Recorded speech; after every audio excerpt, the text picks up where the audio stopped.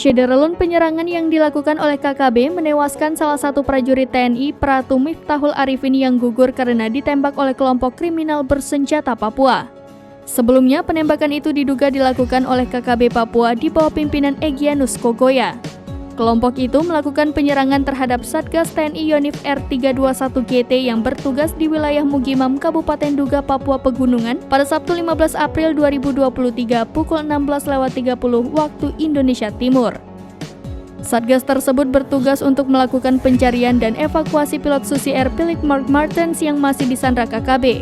Dalam kejadian penyerangan ini mengakibatkan satu orang prajurit TNI atas nama Pratu Miftahul Arifin gugur dalam bertugas.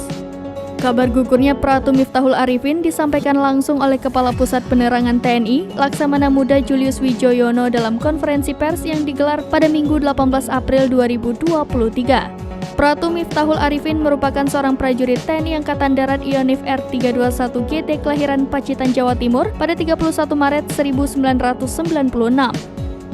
Di kesatuannya, Pratu Miftahul Arifin menjabat sebagai Danpokpan 1 RU3-1-B-Yonif R321-GT-13-1 Kostrad dengan pangkat prajurit 1. Pratu Miftahul Arifin meninggalkan istri dan seorang anak yang masih berusia 2 tahun.